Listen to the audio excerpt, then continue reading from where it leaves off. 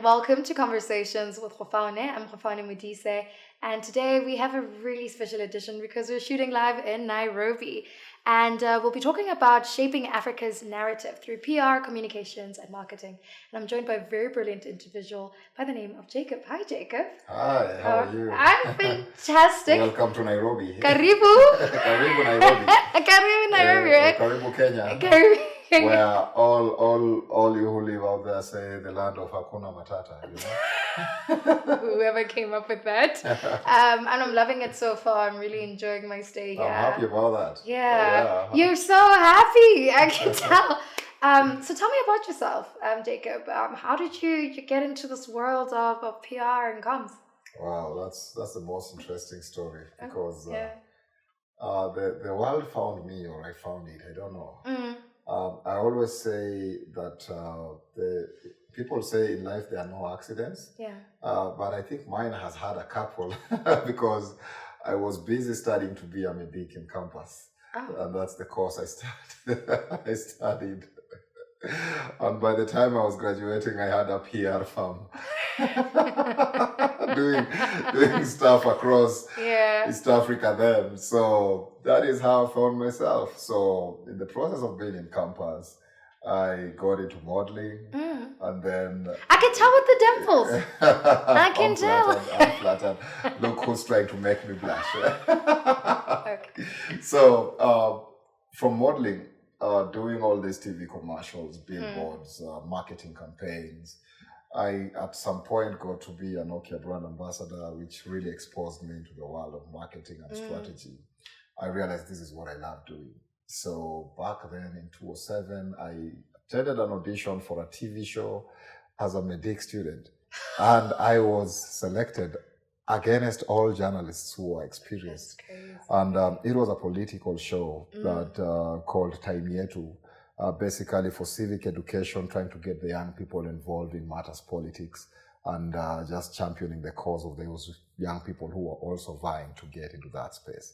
So that is how I found myself in the world of media and communications. And I was starting to be a nurse, Yeah. Can you imagine? Like I would be a very established, accomplished nurse maybe right now. But that became my passion. So I would attend classes. If a lecturer would be late by 5 minutes, you'll find me in town hustling, just knocking doors, pitching. And it's just that drive of wanting to be more in life. Because I remember when I was shooting billboards and TVCs, the money was good. But I sat and asked myself, if these agencies are paying me this much, how much are they getting? How much are they getting and how much are they making? So I said, I can't be comfortable being on this side of the auditions, being auditioned, being the one. And now I want to be on that side of the table. Let me be the one to come up with those campaigns and communication tools and all that and pitch it out there so that I'm not sitting and waiting for when I'll get the next gig, but I'm always pitching. And now I'm the one now doing the same to others who want to follow the same I think path. that's so empowering. And I'd like us to maybe explore your experience pivoting into full-time entrepreneurship, because technically you are an entrepreneur, you're a business owner, etc. How's the climate, particularly in the creative industry in Kenya when it comes to that sort of thing? Because I'm from Botswana, and oftentimes there was a point in which we were kind of referred to as a tenderpreneurial type of nation, and it was encouraged that we should be more entrepreneurial driven. And I'm finding it here in East Africa, it's a bit more different. You guys have so much drive, and I'm always very fascinated by what drives you guys and how the environment allows for you, or markets allow for you to kind of tap in and just start your own thing as opposed to looking for employment. So for me, how it started is still in university. I got to win the university pageantry in Kenya. Who would have thought? And then I went to Korea to represent Kenya and Africa. Wow. Where I became first runner-up. And being in Seoul, Korea, back in 2007. We always say Nairobi is fast-paced. But I felt, by the time I was coming back from Seoul, Korea, I felt like Nairobi was in slow-mo. Like things are moving so slow here. Yeah. Because there it's traffic jam starts at 8 p.m., 9 p.m. Then here by 4, man, the roads are packed. I mean, people are done by 4:30, you know? Yeah. And there, the jam, 10 p.m., I would see, I'll check outside my condo, I'm still seeing traffic jam. And I realized I can't benchmark myself with Nairobi. And then secondly, I told myself, after going through, one thing about our course, the medical course, is you go for practical placements.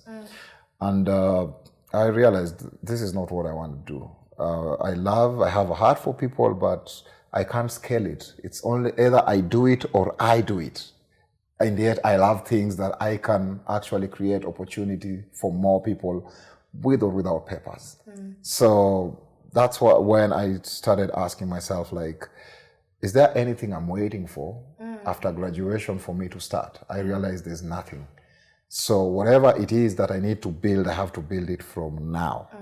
So the first thing I did when I came from Korea is I moved out of home and out of campus. I didn't have a job, I didn't have nothing. I just told my old man, hey, I need to move out of home and I'm moving out of campus, never give me any pocket money, I'll figure it out. Then that's how I started getting out into these auditions. Then now transitioning from that to starting to pitch, I sat down with my bro one day in his small house. He had just lost his job as a graphic designer. And he was like, how about we pull together and come up with something of our own? And that is how Ad Media was birthed. So we came up with being a graphic designer, he had come up with the brand identity, the logos and all that. And we started knocking doors. And it was tough. Because one, many people we were competing against had agency experience or corporate experience. We had neither. I mean, you are still a student, you have no corporate background, you have no agency background. You're just there believing that you can do it. I remember there's a gig we were doing that involved training one of the biggest banks. We were doing their human resource capacity building kind of comms training and team building activities. And the MD came to me and asked me, wow, you guys are so good. How long have you done this? For how many years? I told him I've done it for 5 years, but those 5 years I'm counting the church activities and all that because I'm still a student.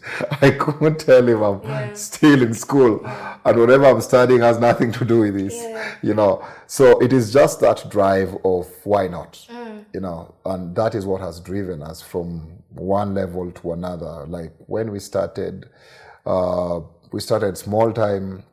Started with a small camera. We're just there doing emceeing for weddings, photography. You guys for are weddings. doing everything that you could get your hands on. Oh yes, that when you're starting, you have no luxury of specializing. So whatever brings the bucks, whatever keeps the bills going, that is what you get to do when you start.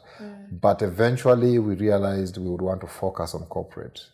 We were a briefcase. I remember the first big gig we got. The client just reached out to us because my bro had a colleague who referred that lady to him as, hey, try get this guy. He started his own thing, see how they can help you. The company was rebranding and they had grown into East Africa, so they wanted to change their corporate identity and all that. So they come to us, we told them, hey, let's meet at a coffee joint. We didn't have an office. So we tell the client, hey, the reason why we want to be in this coffee joint is because the office is such an uptight environment and we need to relax. Smart. So they start giving us a brief. We didn't take them seriously because my bro told me, hey, there's a lady who's rang me. I don't think she's serious, but let's meet her. But she comes, it's a decent looking lady with a gentleman. And they give us a brief and they finish with a statement, by the way, we have money. We were like, that is music to the ears. We had never known of anything to do with corporate rebranding. We had to do our research then. Came up with a huge proposal and pitched it to them. The MD called us and he was so furious. He's like, why are you guys so expensive? Why can't you do this project for 50%? The 50% was still so much. It was more than all the turnover we had ever made. That's so funny. And that 50% budget, the down payment is what bought the cameras for that job. Oh, wow. We quickly booked an office and paid 6-month rents, In furnished it. advance. Yes, just in case they ask us, we need to check your office. And we did some media campaign. We did for them new corporate catalog, new website, new brand identity. I mean, it was massive. So that's how we found ourselves into deep agency world. It was that thing of learning, believing in yourself and never saying no, just going for it. Yes, so that is how we started off. That's insane. I think also there's a huge responsibility when it comes to agencies that are based in Africa and are helping shaping African narratives, in a sense of you're benchmarking yourselves against the world, like you were saying earlier, So what would you say is the role of, marketing and branding, etc., with helping branding African companies? Now, the interesting thing about Africa, and that is the narrative we are changing. Yeah. Last year, we launched our new office in Jozi, Joburg. Congratulations. Thank you. And we've done projects across West Africa, the Horn of Africa, Southern Africa. And when we were launching there, it was a different kind of narrative because people are used to global agency, setting up shop in Africa, and many big agencies, they're not domiciled in Africa. Whew. They are global agency with affiliates in Africa. Yeah. But for us, we started a media agency in Africa and are growing across Africa. Yeah. So our story is different because we don't have a global godfather pumping in capital or sparking the growth. It is us starting from here and building our presence across other African countries. So that is what is different and unique about media communication, is that we are homegrown, 100% homegrown and black owned because that is such a big factor in many African countries. And whenever we are pitching against companies, we are pitching against global agency with a global muscle. And our unique selling point is that we understand our narrative better. We don't have any global voices that will try to control the narrative. And then we understand the local stakeholders to whom you're trying to communicate with. And that is what we carry as the brand promise of our company. Yeah, and I think it's so incumbent on corporates or, well-established organizations within our respective African countries to also empower our agencies and not have to say, okay, I'm looking to scale up, let me call an agency in London because I know they're good, but they don't know our story, right? Exactly. Like there are two projects that I would highlight that really humbled me. The first one was in the Gambia. IOM in Gambia actually reached out to us. They're like, That's IOM? IOM is the International Organization on Migration. Oh, okay. It's an UN agency. Sure. And they were conducting an EU-funded project to tackle the challenge of migration in the Gambia. Because many young people want to cross the ocean, cross the desert to go for greener pastures. And they needed a global agency and a local agency. So we bidded under the global agency, and we actually got the contract. And the local agency was from the Gambia, and they ended up being our affiliates there, S Communications. So we implemented the project, and it humbled me that we've gotten to a point in Africa where international consultant can come from Africa. Technically you are international, so yes, exactly. Wow, yeah. And when ECOWAS heard of the project we had done in the Gambia, they reached out to us. And they told us, hey, we are having so much crisis in ECOWAS, and our communication is disjointed. Could you help us develop a crisis comms framework to help us handle the challenge with the Sahel, the challenges of migration, the challenges of civil unrest? I'm so curious, how did you kind of work that out? Because that just seems so out of reach exactly compared to how you guys started. Exactly. That's where I'm telling you, like, it's just been one thing leading to another, and one client believing you, satisfying that client, and they lead you to the next. So here we are right now. We are the agency supporting ECOWAS in their crisis comms during all these issues of Sahel they're having right now, and any other challenges they have in that block. Yeah. We are developing a crisis comms framework that will guide all the crises, the format in which they'll be communicating in all crises that come to them. Because prior to that, you remember, a crisis would be wrapped and a statement would be made by ECOWAS. And that statement would make the locals, the citizens of that country angry. They would be like, how can you dare tell us their standby forces are going to come? That is just part of it. I remember another interesting one was when Meta was being sued by the content moderators, and the BPO advertised for an agency to support them to navigate that crisis, because it was a global scale crisis. I mean, anything that touches on Meta is global. And we walked with them through that crisis. So we look at that and we realize that it's been many 16 years, 17 years of building this story to the point that the continent and also global players can now believe in us to actually deliver on their needs. I'm so curious to know what strategic approach you guys have, especially with challenging and really just, how do I put it, just like really at such a high scale that affects, I guess technically the whole country. Yeah, the whole continent. The whole continent. How do you approach that strategically? Strategically is all about having the right team. Having a solid team, and also becoming a global citizen. Because I travel a lot. I've been to many countries in the continent. I've interacted with people from every country on this continent. Literally, there's no country I would go and I don't have like 10 Have you come to Botswana? I haven't come to Botswana, but I know a lot of people.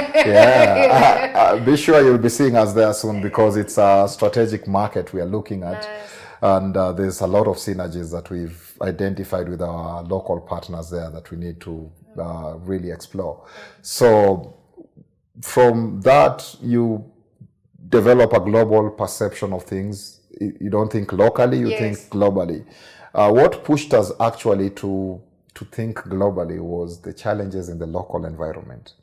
Because when you are in a local environment where the politics can change any day, and declarations can be made affecting, for example, government expenditure or the private sector expenditure. I remember us, we were on the ground before COVID. Like, COVID found us home already.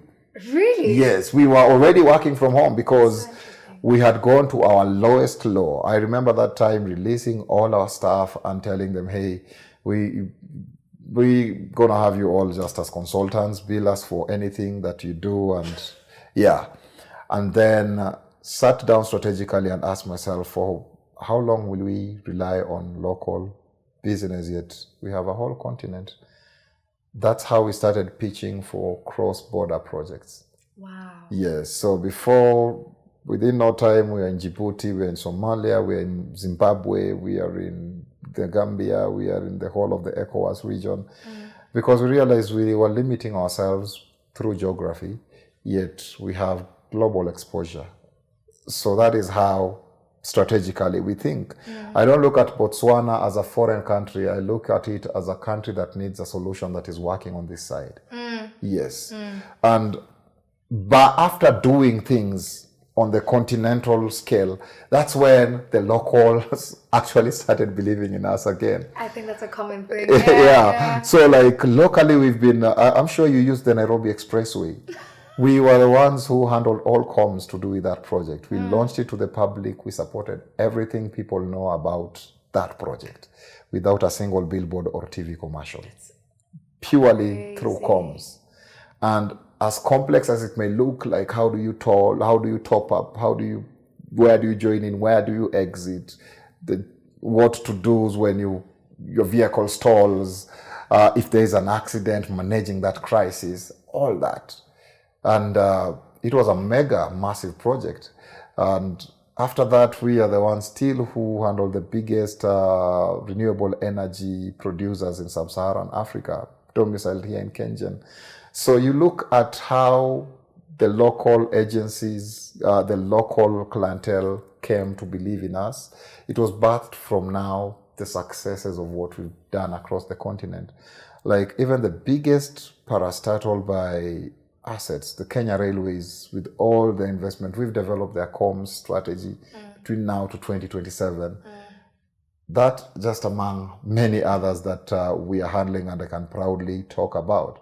So you find the more effective you and efficiently you do and satisfy the local clients, the international ones trust you.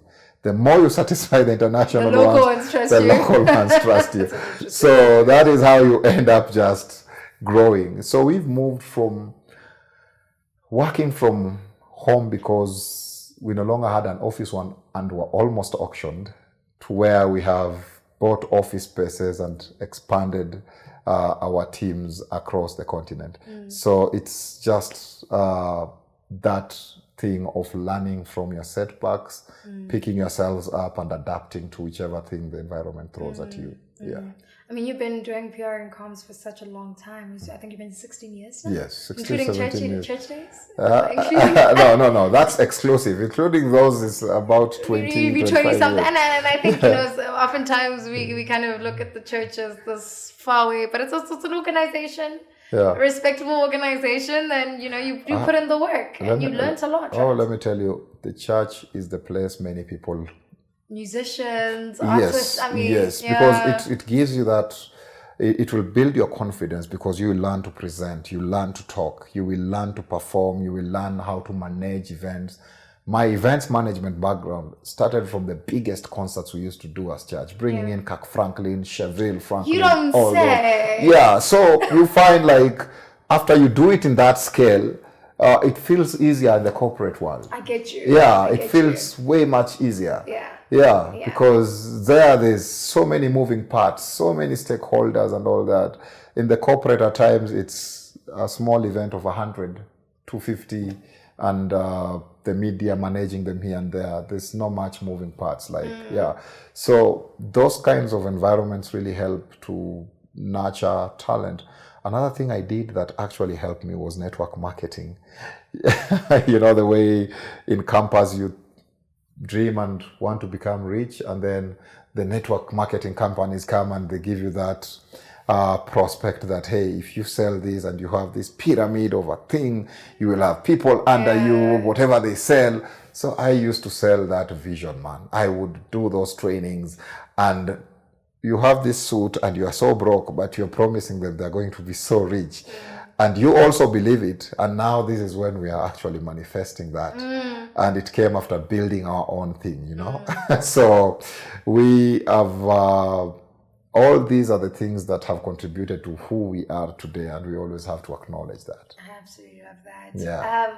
And so because you've been around for so long, I'm sure PR and comms has kind of evolved over the past years, decades or two. And what are the observations you've made? And I say this because sometimes I wonder, it's kind of like, and I'll give an example with actors now where you'd find like in big TV screens, they'd rather use influencers than real actors. Exactly. And so same thing with comms, where sometimes I look at certain agencies, and I won't name them obviously. I look at certain agencies and I go, was this really done with a proper comms strategy, or was this a template strategy that they've used before instead of making it bespoke and tailor-made for a particular campaign? And so there's so many questions I have surrounding PR and comms. It's not something I fully understand. But as a recipient of certain efforts, I'm like, I don't think this was made for us. I don't think this had me in mind, even though it's being delivered to someone like me. Actually, a lot has changed. You remember when I was in the university, we were the first influencers before even social media was big. I was a Nokia brand ambassador. Nokia was... Are you for real? Yes. Jacob, you're a big deal, eh? I try. So you can imagine Nokia was the biggest deal then. Yeah. And I remember that time we used to push that brand in the universities. And as a student, you are there, you are on retainer, and you bill them for whatever you're doing. They give you the latest phones. And I remember when Android came, about that time, we used to give feedback, and we'd say like, from fellow students and whatever, they are starting to get more inclined to touch and smartphones.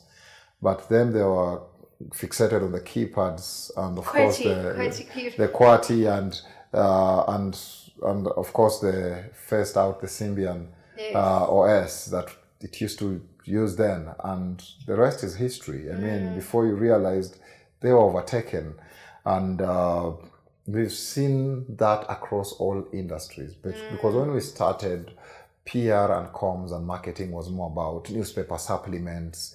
It was about auditioning for the most handsome models to represent your product. Now, there's a lot of independent media, which is in the name of influencers. People who have a following and they produce content, their own content that people can consume. And they're credible to their audiences who believe them. And what they've done is they've taken a huge chunk of what the media used to be paid from our budget spend. It's going to the influencers. I've done big campaigns where the mainstream media spend is just 10%. Sure. The other 90% is direct, BTL. Or, what is BTL? Below the line. Or you're going to the point of sale, or influencer engagement, or road shows that are really getting people involved, or actual events, activations to talk to your clients direct. So right now there's another thing taking shape, which is AI. And you have to know how to work with it. When we were starting, those days, if you want to do an ad, you'd get a storyboard artist, and the storyboard artist would hand draw scene by scene. And right now you use AI, you can come up with the mock-ups of the scenes you want and develop a storyboard. Right now you can develop a jingle for something. In 4 minutes you have a full jingle using AI. You can do so much. So it's about knowing how to morph with the times. And for us, we've always been asking ourselves, what's next for us? Like, what's next for this industry? And even right now, as an agency, we have positioned ourselves as the go-to ESG and development support agency across the continent.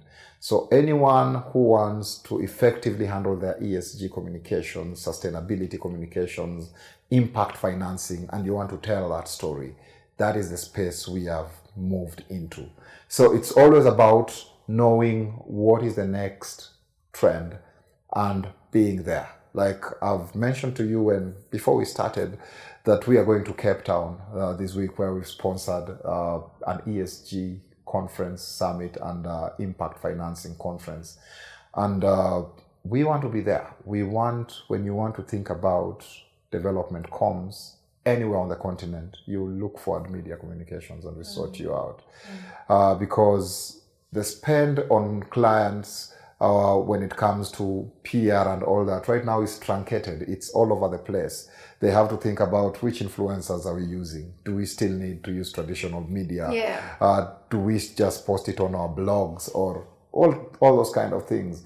And you have to essentially just create your own territory that you will, be in charge of and drive it to the next. Yeah, absolutely. Yes. I love this because in essence, and I think the beauty of influencers, and I know some people aren't really a fan, especially when, also with AI, some are like, no, AI is going to destroy everything. Some really do like it. But one thing I'm learning from you in our conversation is you and your agency have a huge respect for people that you deliver to.